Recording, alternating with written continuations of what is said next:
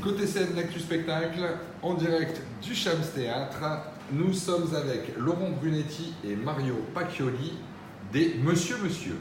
Bonjour à vous. Bonjour Yannick. Bonjour. Merci d'avoir accepté le jeu de l'interview pour X-Play. Et vous êtes là aujourd'hui en fait pour nous présenter deux pièces.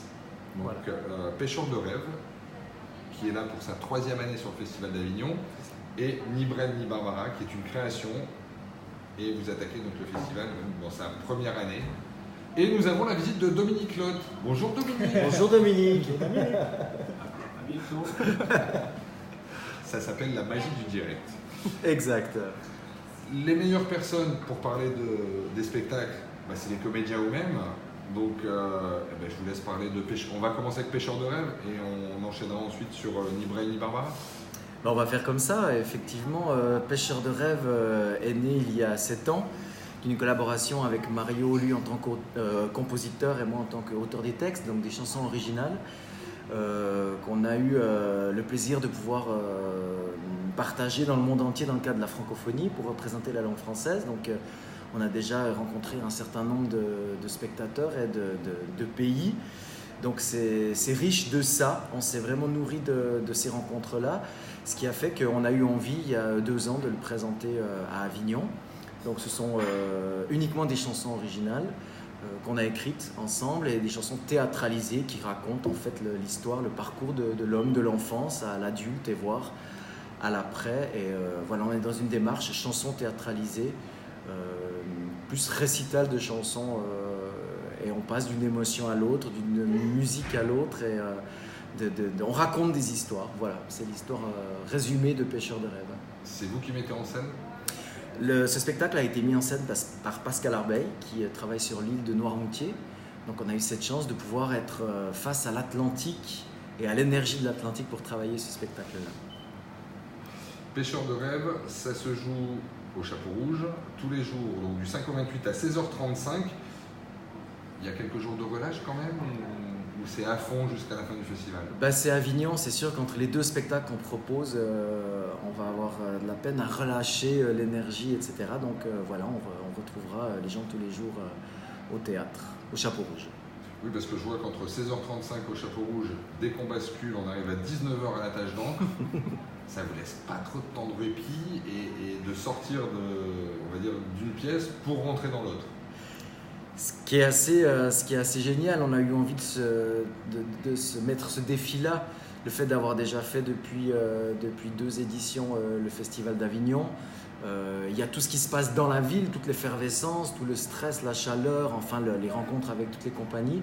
Et puis ces moments sur scène où on est quand même isolé dans un théâtre, presque au calme on va dire, presque comme à la maison.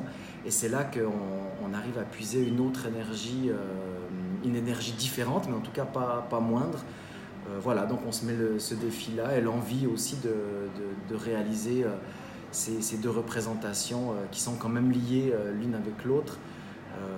Voilà, on essaie, on verra. C'est Avignon. On est d'accord. Ni Brel ni Barbara, imitation ou création ? Voilà, c'est ça la grande question. En fait, comme l'a dit Laurent, Pêcheur de rêve et Ni Brel ni Barbara sont quand même liés parce qu'avec Ni Brel ni Barbara, on raconte l'histoire d'où sont nées nos chansons. En fait, ce sont 2 artistes sur scène, 2 amis qui s'appellent Laurent et Mario et qui sont en train de créer un hommage à Brel et à Barbara. Puis ils choisissent les chansons, ils apprennent les textes par cœur, ils travaillent les scènes et tout ça.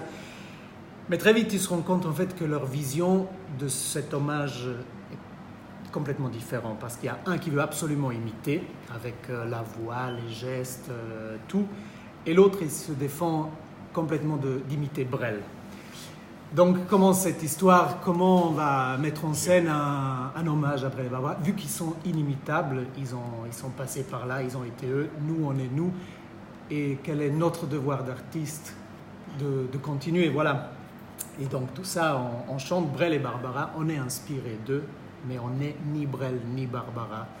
Et voilà, c'est l'histoire qui a été, en fait, qui s'est passée plus ou moins comme ça, parce qu'avec Pêcheur de rêve, quand on a commencé à écrire ces chansons-là il y a 7 ans, on a eu cette question, mais de nos jours, qu'est-ce qu'il faut faire, qu'est-ce qui est plus simple ?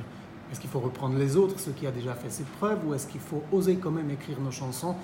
Et évidemment, on a eu le besoin d'écrire nos propres chansons, et d'où est né Pêcheur de rêve. Et aujourd'hui, on a eu envie de raconter cette histoire-là à travers les chansons de Brel et Barbara. En plus, quand je vous écoute, je suis en train de penser au teaser de Ni Brel ni Barbara que j'ai eu l'occasion de voir, et donc on a mis aussi en ligne sur la page de Côté Scène Actu Spectacle. Et c'est vrai que je vous revois tous les deux, enfin je ne vais pas dévoiler, mais bon, c'est dans le teaser, donc on ne dévoile rien. Je vous revois tous les deux sur scène en train de vous chamailler sur, sur ce côté, on reprend la voix, on reprend la gestuelle, on reprend les mimiques, et l'autre côté où tu n'es pas d'accord en fait. Hein. Complètement. Et c'est vrai que c'est, il y a ce côté un peu comédie et mise en scène qui est sur le teaser, en tout cas, ça donne très envie d'aller vous voir. C'est une pièce très enjouée parce que ça a été mis en scène aussi par Rémi Deval, qui est de la troupe à Palmade. Donc là, on avait envie aussi d'aller creuser dans un autre domaine, c'est-à-dire Pêcheur de rêve. On est plus dans la poésie, dans l'invisible. Là aussi, on est dans la poésie, mais on a eu envie cette fois d'aller creuser un peu plus dans le domaine de la comédie aussi, pour amener cette note-là à ce spectacle et colorer la poésie d'une autre couleur. Ce qui était très important, c'était surtout aussi, c'est surtout aussi de donner accès aux spectateurs à ce qui se passe entre deux artistes qui ont ce besoin essentiel de créer, qui sont influencés par leurs grandes références qu'on a tous dans la chanson française. Il n'y a pas que Brel et Barbara, il y en a, je veux dire, une quantité autre, mais je veux dire, c'est vrai que Brel et Barbara, en plus, étaient très amis. Donc on avait envie de donner cet accès-là aux spectateurs. Aussi dans notre relation, on joue nos propres rôles en fait, aussi dans ce qu'on vit tous les jours, dans nos discussions d'écriture de chansons, d'envie de chanter quand même ceux qui nous ont inspirés. Donc il y a tout ça, donc effectivement c'est enjoué, et puis c'est un peu notre vie artistique, celle de Mario et de moi, où on fait ce métier-là depuis un certain nombre d'années, et surtout sans jamais oublier qu'il faut s'amuser, qu'il faut être soi-même et réaliser ses rêves et prendre du plaisir. Ne jamais se laisser prendre par ce métier-là et tout ce que ça comporte. Garder l'essence même de la créativité, et toujours avec l'envie de remercier ceux qui nous ont donné envie de faire ce métier-là. Et justement, comment s'est fait cette rencontre des deux artistes? De nous deux? Bien sûr. Alors ça, c'était sur un plateau de télé. D'accord. C'était en 2006 déjà. Ouais, ça fait 13 ans. C'était un plateau de télé. Voilà. Laurent, il chantait, moi je chantais. Puis à la fin de ce plateau de télé, tous les artistes se sont rencontrés autour du piano et on a chanté toute la nuit. Laurent cherchait à l'époque quelqu'un qui écrivait des chansons. Et voilà, comme ça on a commencé à travailler ensemble. Et depuis, on a fait quelques projets déjà ensemble. Et j'espère qu'on continuera encore longtemps à faire des projets ensemble. Et ce qui est rigolo, c'est que justement, moi j'avais demandé à Mario de m'accompagner j'étais plutôt l'interprète des autres en ce temps-là. Et il m'a dit, je suis d'accord de travailler avec toi seulement si tu m'apportes des textes.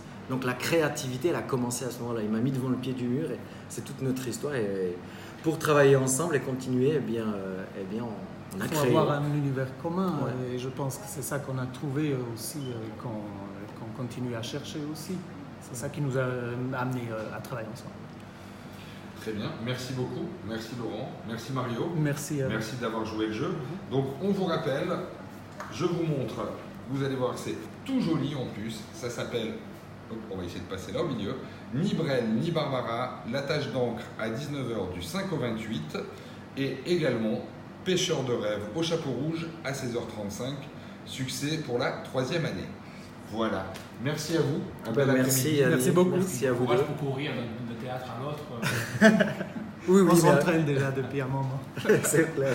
On vous souhaite en tout cas un très très bon festival. À vous aussi. Ça se dit dans le théâtre, donc on vous dit merde. On prend. Et à très bientôt, au plaisir de se croiser à la tâche d'encre et au chapeau rouge. Avec grand plaisir. Merci à vous. Merci. Au revoir.